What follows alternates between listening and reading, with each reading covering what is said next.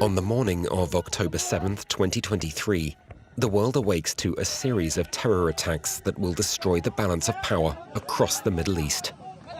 Along with Islamic Jihad, the armed wing of Hamas storms from Gaza over the border into southern Israel. Over the hours that follow, they target both soldiers and civilians, killing around 1,200 people, leaving thousands wounded, and taking 251 people hostage.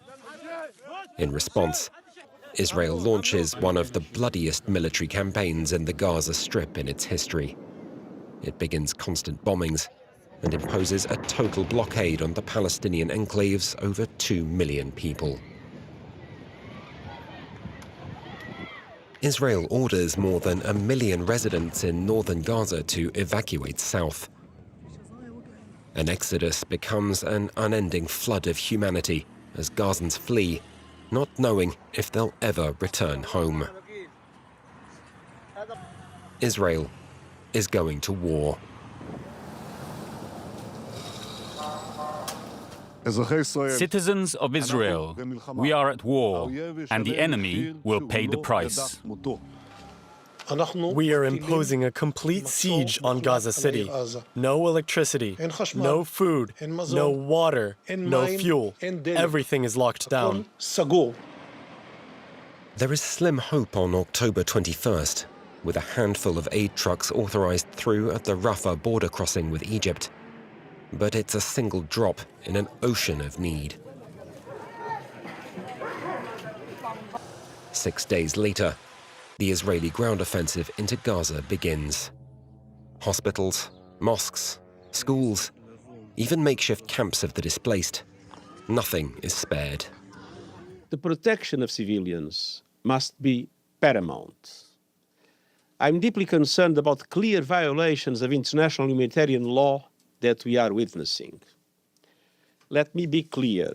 No party to an armed conflict is above international humanitarian law. Within weeks, every hospital in northern Gaza has ceased to function. After a days-long siege, the Israeli military storms the Al-Shifa hospital, the biggest in Gaza, claiming it's being used as cover for a Hamas command center. As the bodies continue to pile up, the enclave's health system all but collapses. November 21st brings news of a temporary truce. Over the next week, 110 hostages, including over 24 foreign workers, are exchanged for 240 Palestinians in Israeli prisons. But on December 1st, combat continues anew. Israel now targets Khan Yunis in the south of Gaza, opening a new front. By the end of the year, the United Nations estimates that 85% of Gazans have fled their homes. Displaced, who are becoming increasingly dependent on ever rarer deliveries of humanitarian aid through the tight Israeli blockade. On February 20th, 2024, the World Food Programme announces the halt of all aid into northern Gaza. It comes just days before the Gaza Strip's bloodiest moment yet.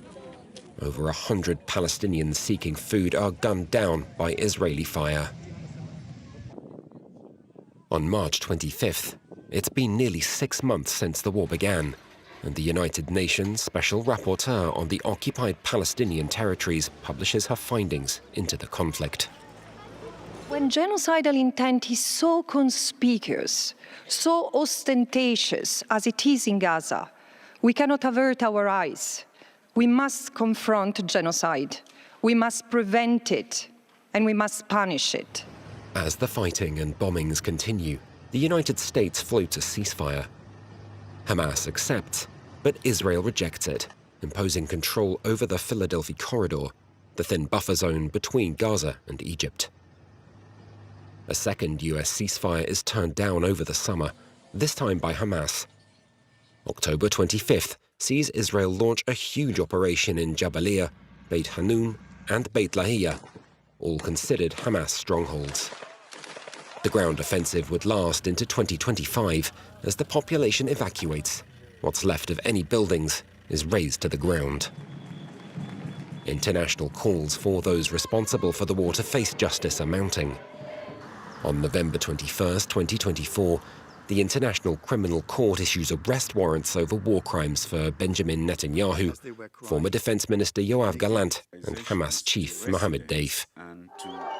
After 15 months of war and tens of thousands of dead, Qatar and the United Nations negotiate a ceasefire deal, announced on January 15, 2025. 30 hostages and the bodies of 8 Israelis leave Gaza in return for over 1,700 Palestinian detainees. But the deal collapses on March 1st, when Israel cuts off aid and restarts strikes. Called on to evacuate yet again, the beleaguered population moves, but hunger is worsening day by day. Palestinians overwhelm increasingly rare sites where aid is distributed. Some, managed by the US and Israel-backed Gaza Humanitarian Foundation, become bloodbaths, with hundreds seeking basic necessities gunned down. On August 22nd, the United Nations finally declares what's been obvious to many for weeks, a famine in the Gaza Strip.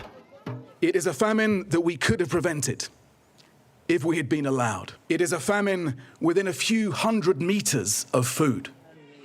On September 16th, a UN commission returns its findings that Israel is committing genocide in Gaza. It's been 2 years of conflict, and the nation still hasn't achieved the main aim of its war, eradicating Hamas, despite killing off all of the group's key leaders.